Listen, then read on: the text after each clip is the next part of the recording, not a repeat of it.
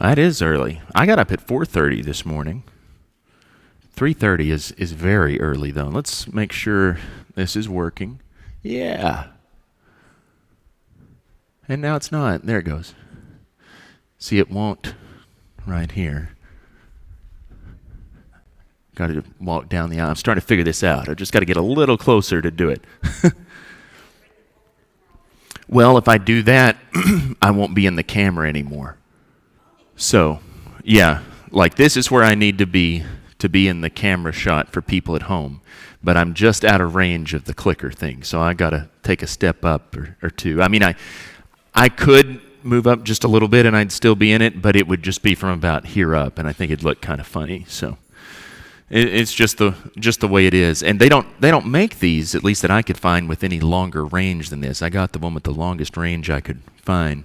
Of course, we've also got a wall in the way too. That might make a difference. It's got extra stuff to traverse through there. But I think it's pretty much time. We'll let everyone kind of find their way in here, and I know we've still got some out there in the foyer milling about, and that's okay. But we'll get it going here.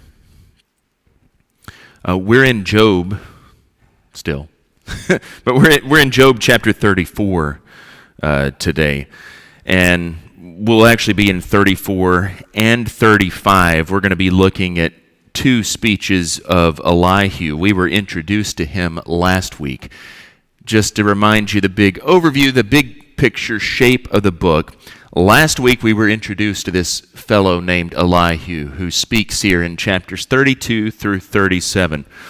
If you recall what leads up to this, after we all know everything bad that happens to Job, we know that then there's a dialogue between Job and his three friends, because Job's trying to make sense of why this has happened to him, why he's suffered the loss of his health, the loss of his possessions, the loss of his family.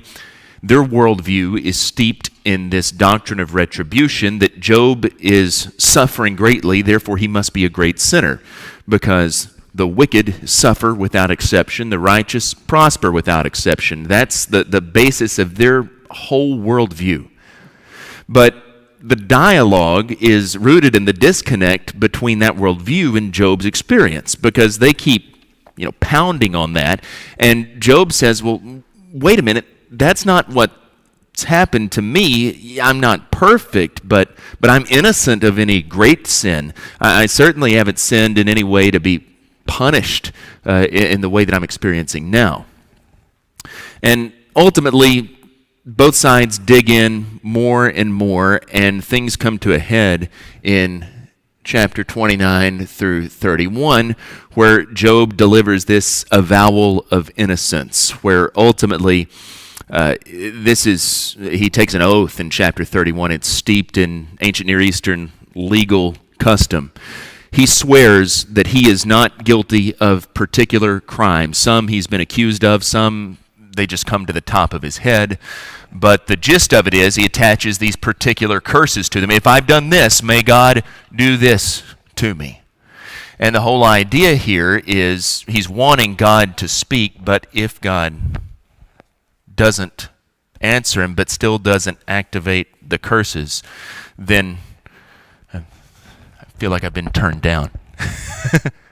We okay just messing with that? All right, I'll just keep going and we'll figure that out. I'm sure you can all hear me anyway.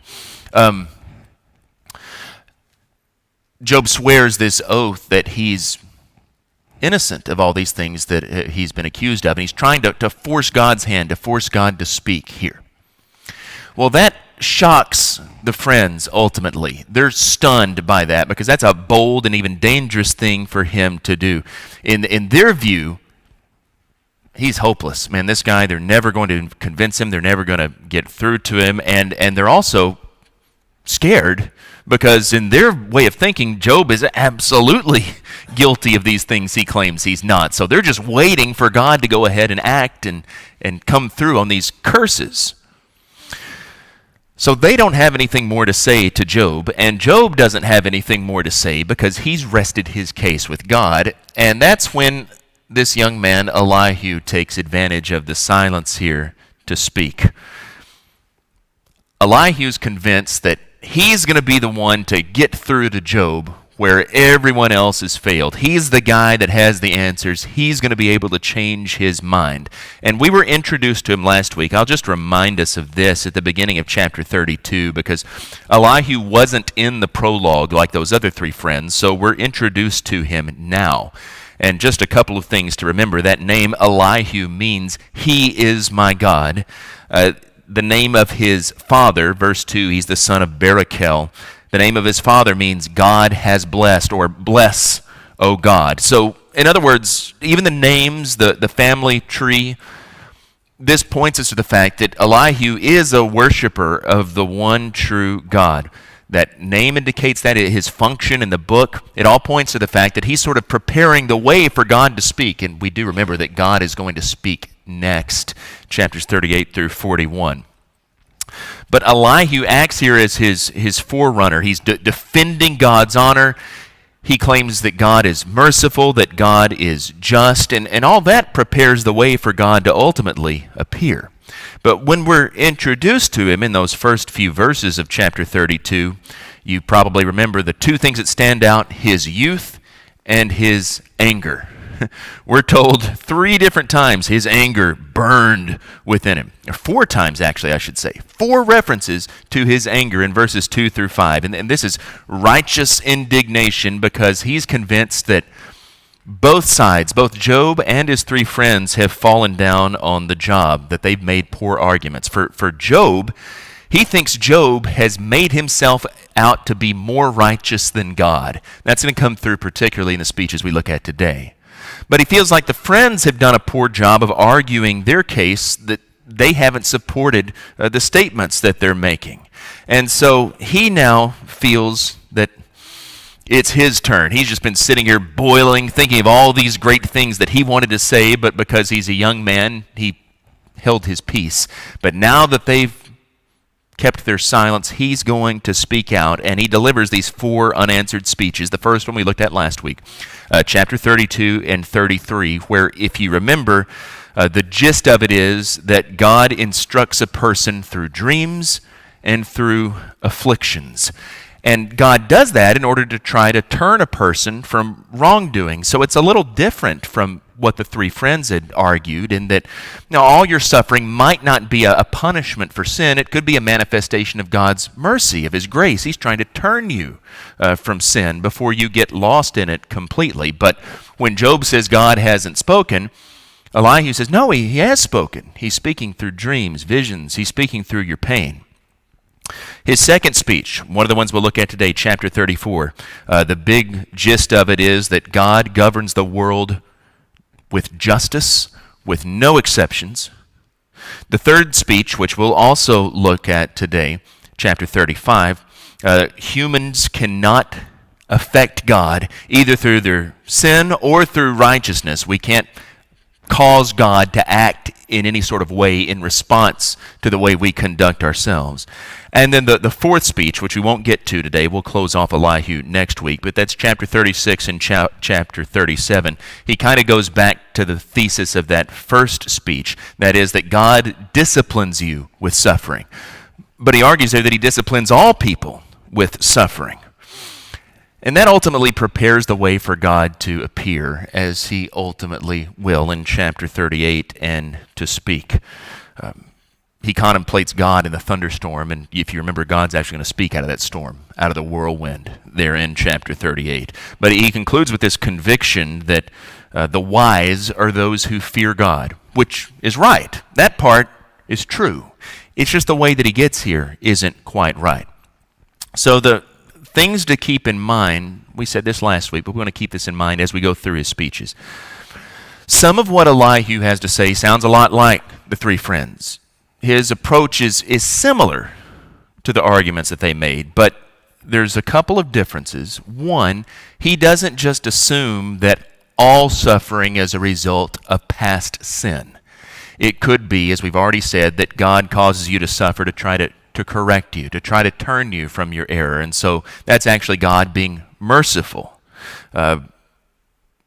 Secondly, he thinks that Job's big problem is not some past sin, but it's in the way he's questioning God.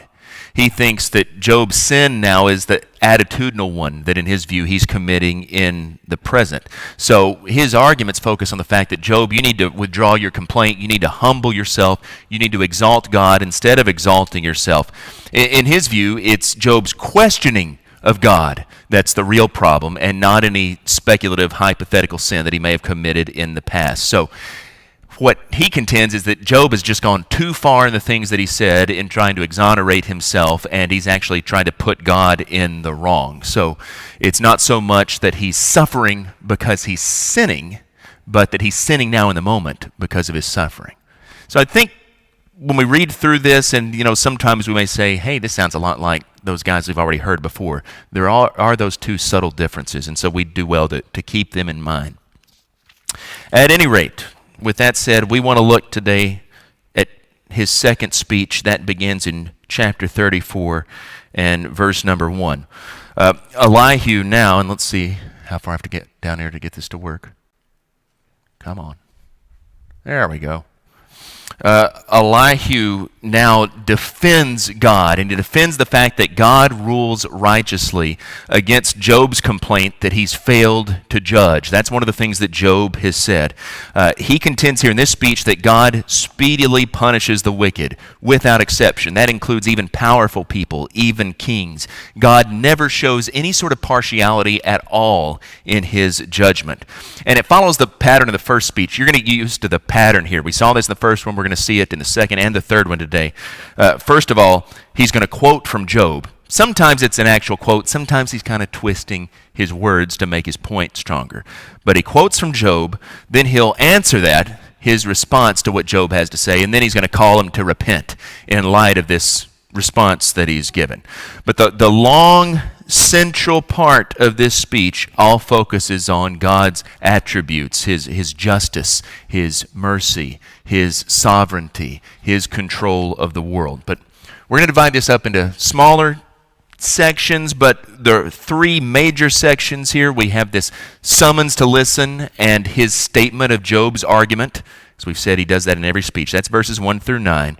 And then the disputation, his response to that argument, verses 10 through 33, and then the judgment that he makes of Job, verses 34 through 37. But to divide that first part up a little bit, first of all, he's going to get everybody to listen, verses 1 through 4. Then Elihu answered and said, "Hear my words, you wise men, and give ear to me, you who know. For the ear tests words as the palate tastes food.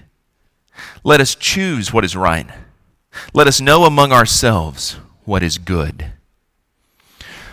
So Elihu enjoins the wise men, his audience there, to listen to him, to pay attention. That could be a reference to Job and the three friends. It could just be bystanders more generally. We've gotten the impression that there's other people watching and listening in to all of this, and I think that that's probably more likely here that he's addressing them in general, given that attitude that he's had towards the friends. Remember, he wasn't so hot on them either. He not only attacked Job, he says they haven't said the right things either. So, in other words, this is probably the elders of the community who are gathered here, who've been witnessing this dialogue. He's trying to get them to sort of act as a jury here to gather support that he's speaking wisely. And he asks them to decide here whether his line of argument or Job's line of argument is right and good. That is legally correct, morally sound. Choose what is right. Let us know among ourselves what is good. I think there you see just another little touch of that arrogance that he has, because the idea is if you listen and if you test this all out, everybody's going to see that I'm right. At any rate, then he goes into his quotation of Job's complaint, Job's view. For Job has said, verse 5, "I am in the right, and God has taken away my right. In spite of my right, I am counted a liar. My wound is incurable, though I am without transgression. What man is like Job, who drinks up scoffing like water, who travels in company with evildoers and walks with wicked men? For he has said, it profits a man nothing that he should take delight in God." So Elihu begins here, as we've said, by quoting from Job, verses 5 and 6 here. And this time he doesn't quote Job's exact words like he did in the first speech. He just sort of summarizes the gist of his point of view. And you can really boil this down into 4 axioms here. I'm in the right, he claims Job has said. In other words, I am innocent. God has taken away my right. That is, God has denied me justice. I'm counted a liar.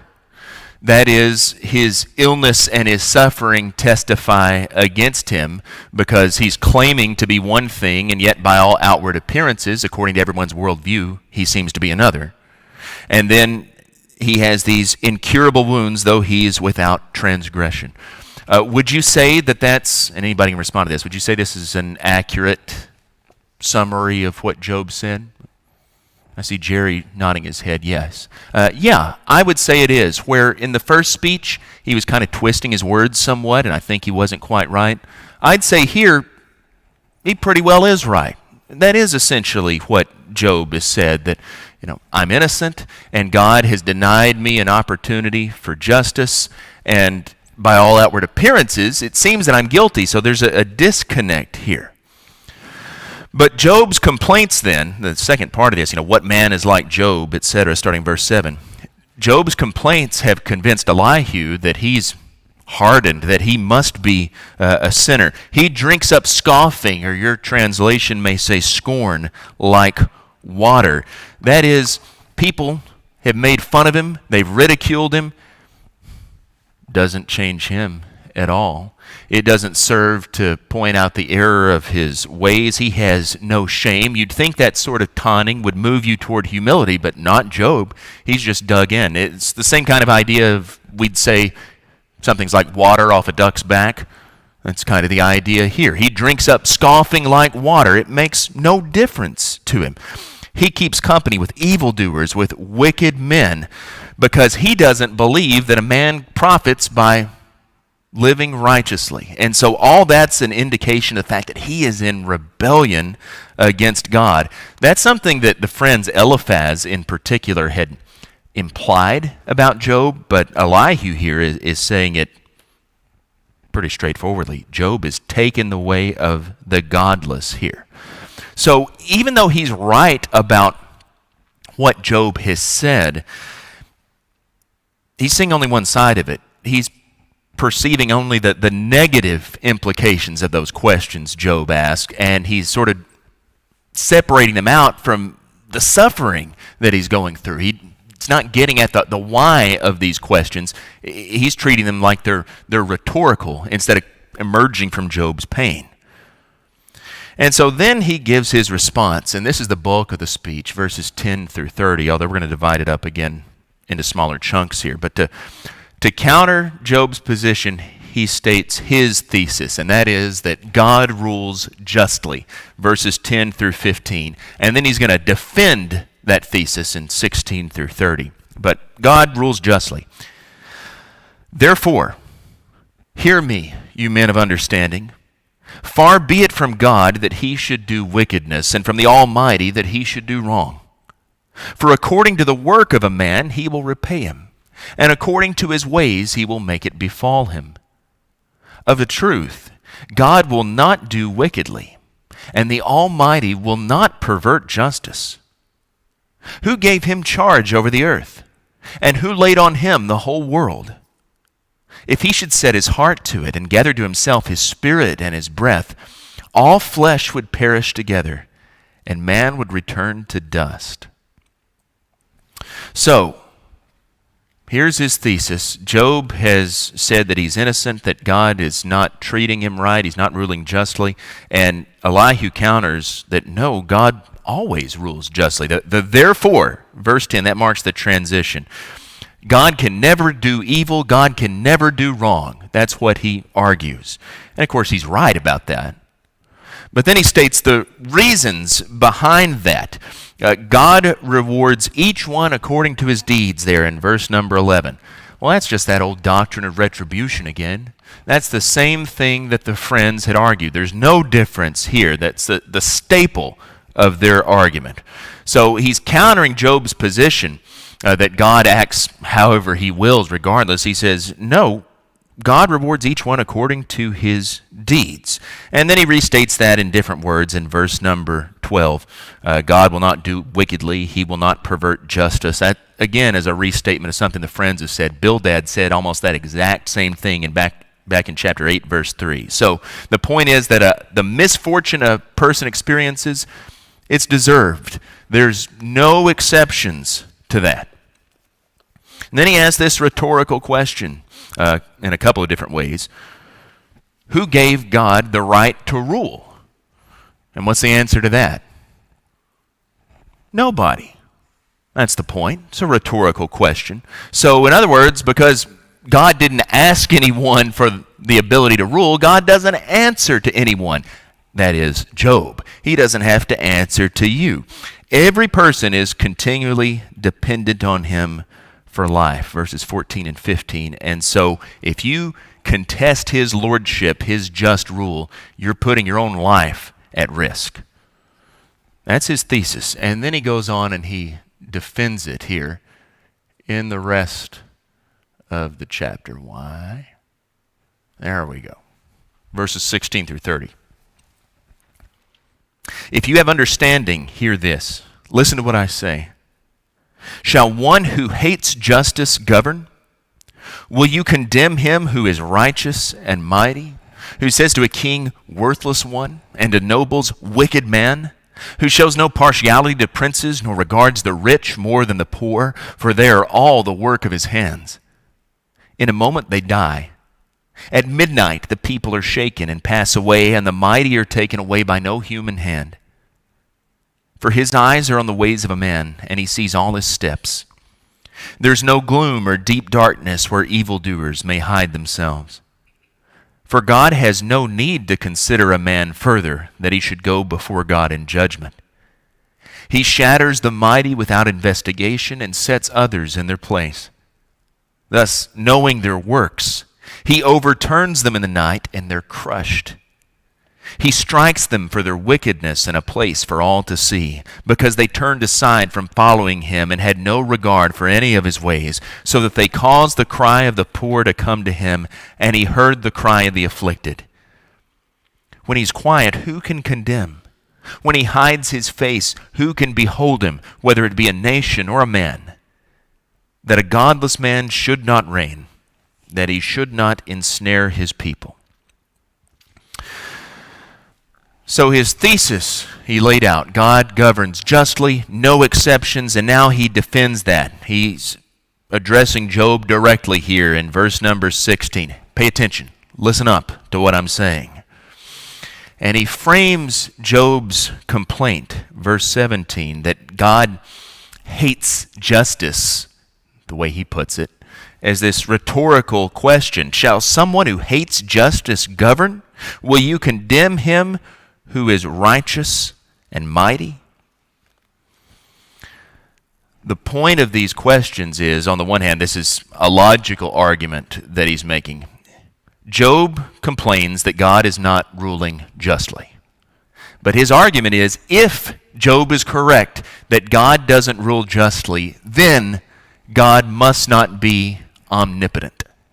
Because it's inconceivable that God, being all-powerful, could fail then to do justice. But Job thinks God has power, that he's still in control, right? I mean, that's who Job has appealed to in everything that he says. So, since Job doesn't think that God is not omnipotent, since Job thinks that God still has power, then he must be mistaken in this charge that God isn't just. You see, the point of this is, for Elihu, it is logically impossible for someone who is unjust to be the great king, to govern. That argument, and this is one of those cultural things, that argument might not hold much sway with us today. We're a lot more cynical. I think we probably don't think the best of our rulers at all times, and that doesn't make a difference what party that they're in. Most of the time, Congress always has an incredibly low approval rating. Your own congressman usually has a good approval rating. Everybody dislikes everyone else's congressman. They think their guy's pretty good. But on the whole, we're pretty cynical about our leaders. We think that they don't necessarily do the best job, whoever they are. We think that most of them are at least probably half crooked. We can't trust what they say a lot of the time. We all know this. I mean, all the polls bear it out. That's not the way Elihu, and that's not the way the ancient Near Eastern world in general viewed their rulers. Justice and power were united in the ideal ruler. He would govern justly without any sort of exception. And because we believe that God has all power, then he must be perfectly just. So Job's argument, that can't hold up under their view. It's logically incoherent. And then he sets about to prove that. The proof of the fact that God rules justly is that he's impartial. He doesn't respect persons. Verses 18 and 19, that's what this is all about. He calls kings worthless or scoundrels, your translation may say. He calls nobles wicked. This, again, may sound foreign to what we think about with some of our rulers at times, but he says he doesn't show any sort of respect to those who are in power. He doesn't favor princes. He doesn't favor the rich. He can't be bought. He's not just a friend of those who are powerful. Even those great people by worldly standards, they die in a moment. Verse number 20. And that suddenness proves that God's the one who brought about their demise. He doesn't care who they are. It's not by human hand. It's by his hand. And it doesn't matter how high and mighty they are, how rich, how powerful. God doesn't care about any of that. He executes that judgment, starting verse 21, because he is constantly aware of their behavior. He sees everything, all of his steps there in verse 21. There's no place, verse 22, that's dark enough. No place you can escape his gaze. Nowhere you can hide and hope that he won't see you. Conversely, no human being has the prerogative to set a time for judgment. Verse 23, God sets the seasons for that. And so he's not accountable to anyone for how or when he judges, which is answering Job's demand for judgment. Since he's watching, he can shatter without a formal trial, verses 24 to 25. He totally crushes those who are wicked, and he stresses then God's punishment on the wicked, starting in verse 26. He does it publicly. It's recompense for disgracing those who are poor. The evildoer causes his own punishment because God hears those cries of those who are distressed, and he punishes those wicked on account of that. Verses 29 and 30 are pretty difficult to interpret. There's a lot of textual problems there, and that's one of those things where if you're reading this in the ESV, it may look completely different in the King James, may look completely different from the NIV, from the New American Standard. We're not always sure how to translate it, but we know that the gist is the fact that God doesn't act according to your timetable doesn't mean that he's not in control, that he fails to execute judgment, which is a theme we find elsewhere in Scripture. Think about Peter, that the Lord is not slack concerning his promises, as some men count slackness, but he wants people to repent. Well, a similar idea here. God's slowness doesn't deny his sovereignty. He's still in control. Just because he's not doing things the way that you think he ought to do them, when you think he ought to do them, he's still sovereign. And so in light of all that, he challenges Job to repent. He calls him to a decision here. For has anyone said to God, I have borne punishment, I will not offend any more. Teach me what I do not see. If I have done iniquity, I will do it no more. Will he then make repayment to suit you because you reject it? For you must choose, and not I. Therefore, declare what you know. So he formulates this confession here for someone who's challenged God. Someone like Job who sinned, they should confess their guilt, and then they shouldn't sin anymore, and they should ask God to instruct them further. It's foolish for Job to try to seek reconciliation on his own terms, which in Elihu's view is what he's tried to do. He's tried to make God come down and do things the way he thinks he ought to be done. Elihu says, no, you have to make a choice. You can continue to complain and hold out your innocence, or else you can repent. And then we almost get the impression that there's this pause between 33 and 34 while he's waiting for Job to respond. And of course, Job doesn't respond because remember, the words of Job are ended. He's not going to speak again until he addresses God. And so Elihu picks back up again with the conclusion here, this judgment. Men of understanding will say to me, and the wise man who hears me will say, Job speaks without knowledge. His words are without insight. Would that Job were tried to the end, because he answers like wicked men. For he adds rebellion to his sin. He claps his hands among us and multiplies his words against God. So when Job doesn't respond, Elihu responds with this accusation here. God will judge him, and so Elihu here gives the judgment here to these men of understanding. Remember back at the beginning of this speech, he said, I want all of you men of understanding, listen up. Tell us who's speaking rightly here. Well, now he calls them to render a judgment here. You've seen this. You've heard my words. You've seen Job hasn't responded, so you got to say that Job is in error. And then he gets sort of caught up in his rhetoric. He's like an orator, kind of out of control here, verses 36 and 37. He pronounces this imprecation, malediction, whatever you want to call it, on Job. Would that Job were tried to the end, because he answers like wicked men. In other words, he deserves everything he's gotten. He deserves a harsh fate because he's acting just like those impious men. And he adds to all of his sin the fact that he's stirring up rebellion among others in verse 37. That is, Job not only has wrongly accused God, but by his stubbornness and by the fact that he won't repent and by the fact that he's holding himself up to be innocent and blameless, he's causing other people to act out, to rebel against God themselves and not to act the way that they should. Let's go on then into the second speech, because he just continues quickly into it. And this one, as you can see, is the shortest of all four of these, only 16 verses. It's only chapter 35. This time, Elihu is going to deal with Job's claim to be innocent. So that last speech dealt with the fact that Job is questioning God's just government of the world. Why is he acting unjustly in his view? Elihu says, no, God acts justly without exception. Here, he's going to attack Job's claim to be innocent, that is, to be blameless. And same pattern we've seen before, even though this one's a lot shorter. He's going to summarize Job's argument, his position, with quotes, verses 1 through 4, and then he's going to offer his response, verses 5 through 16. So he's going to address Job's concern about his own rights, and then he's going to return to this same idea of God's sovereign justice. So, first of all, verses 1 through 4. Elihu answered and said, do you think this to be just? Do you say it is my right before God, that you ask, what advantage have I? How am I better off than if I'd sinned?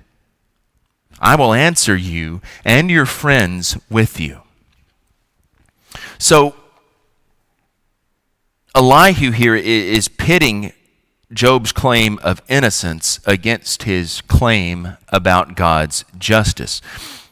When he says, it is my right before God, what he hears Job saying, and it could even be translated this way, is that I am more righteous than God. Some translations actually say something like that. Now, Job obviously hasn't said anything like that. This is where we're kind of twisting his words. Job hasn't claimed that he's righteous and that God is not. But Job has been pretty fervent in his self-defense, hasn't he? We remember that in his speeches. I mean, he starts to get worked up, especially in that oath of innocence where he swears that he's not committed any of these sins. And so to Elihu's way of thinking here, in accusing God of acting unjustly, well, that must mean that Job thinks he knows perfectly well what's just. He's putting himself above God. That's what Elihu's arguing, that he's right and God is not, that he thinks he's more righteous than God, that he thinks he's capable of judging God. And so Elihu asks, Do you think that this is just? Well, now, that's one of those absurd rhetorical questions because the obvious answer is no. Job wouldn't think that. In fact, Job hasn't actually said anything like that. But then he does actually quote Job directly, that what advantage have I? How am I better off than if I'd sinned? Job does effectively say that, chapter 22 and verse 2. Now, if you go back and read that in context, what Job was actually questioning there was that doctrine of retribution. That is, again, this idea that the righteous prosper without exception, the wicked are punished without exception.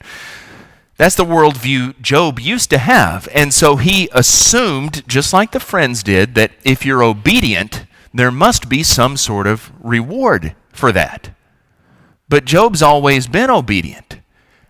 And now he's not only not being rewarded, he's being punished.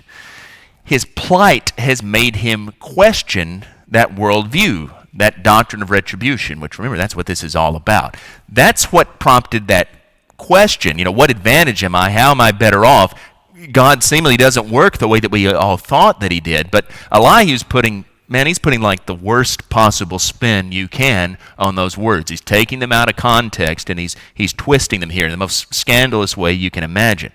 And so he says, you've asked these questions.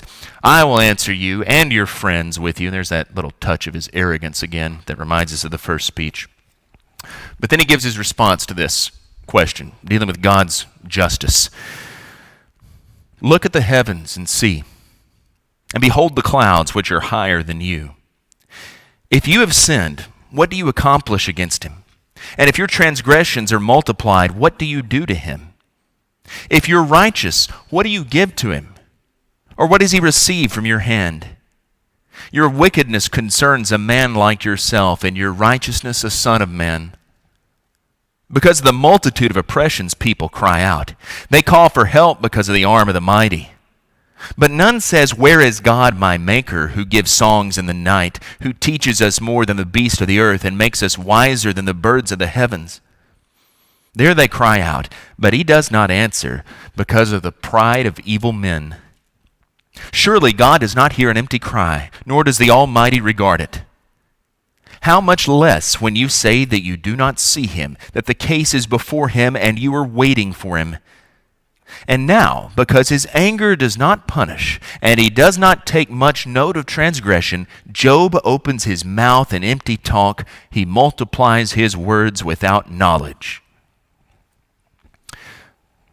The gist of this is that Elihu paints the picture of a God who doesn't really care too much about human beings, at least not directly. He doesn't pay much attention to their transgressions. He's distant. He's dispassionate. It's a really deistic view of God. If you've ever read any about the founding fathers, for instance, in that era, in the Enlightenment, many thinkers like that were deist. That is, they believed in a creator God, but that basically he'd made the world and then he'd kind of stepped away. He didn't get involved. He was sort of like the watchmaker who wound everything up and then turned it loose. Well, that's kind of the view that Elihu has here. He doesn't respond to the wicked when they're in trouble, and he puts Job in that wicked category. And he urges him to ponder the universe, the vast expanse of it there in verse number 5. He's grounding his teaching in creation the same way that a lot of the wisdom literature does. Look at this world that God's made. It also emphasizes the vast chasm that exists between God and human beings, because he made all this. He's so far above us. Why would he be interested in our little goings on here? Since he's so exalted, how could you hope to accomplish anything against him? That's verses 6 and 7. God can't be impacted by your sins, even multiple sins. And at the same time, God doesn't care about a righteous character that's presented to him like a gift. In other words, you can't put God under any sort of obligation to you. Whether you're righteous or whether you're evil, you got no leverage with God. He doesn't respond to you that way. Instead, our evil deeds only have their consequences in society. That's verse 9 through the rest of the chapter. And the sense of it is that God isn't negligent, but it's that when people cry out, they're not crying to him, they're crying out in self-pity. They're prideful, they feel sorry for themselves, and so God's not going to respond to any of that. God can't be coerced. He's not responsive to these self-centered cries people make, so if he's silent, that's the fault of humanity, not of God, of the fact that we don't seek him, but we're only concerned about ourselves. In verses 14 and 15, then he wraps it up, and they're kind of difficult. Again, these are some hard ones to translate, but the gist is that these principles are true in Job's case in particular. That is, you're not special. What makes you so presumptuous that you think you're the exception, that you can cause God to come down and wait on you and give you justice now? And so he concludes with this harsh judgment there in verse 16. Job's words are vain. He's acted like a fool. So I think what we see in these two speeches, you get this sense of the shift in tone. Kind of like the friends, he's digging in somewhat from that first speech, where in that first one, he was much more open. Job isn't responding to him, and now he's hardening somewhat. He's very concerned with protecting God's honor. I think that's what he views as being at stake. The fact that God is just, God is righteous. He thinks Job is just rebelling against God, and he's out of place to question him at all. But the problem is in his defense of God, and some of his defense of God is right, but in his defense of God, he's become just as condemning of Job as those three friends were, and that's a big problem. Again, the main departure, the main difference from those friends is locating Job's sin, not in something in the past, but in his rhetoric, in the fact that he questions God, in the fact that he holds himself up as innocent. He's not concerned with any specific crimes, but with the claims Job's making now about himself. But Elihu here in these two speeches tries to refute Job's claim of innocence and to refute Job's claim that God doesn't execute justice. And the thesis of both of these really is that no, God governs the world justly. And so Job, you need to accept that rather than questioning God. Now that part actually is right. He's prepared the way for the fact that if Job is going to be right with God, he's going to have to give up his claim to innocence. He's going to have to give up his complaint. In the end, that's what Job does have to do.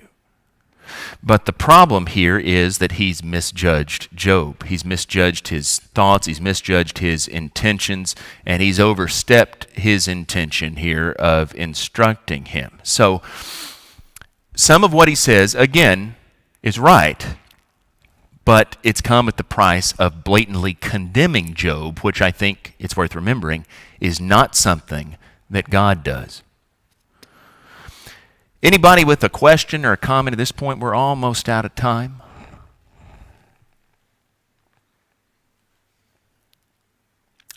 Okay, well, we'll wrap it up there and we'll come back and finish Elihu next week, chapter 36 and 37. Thanks for your attention this morning.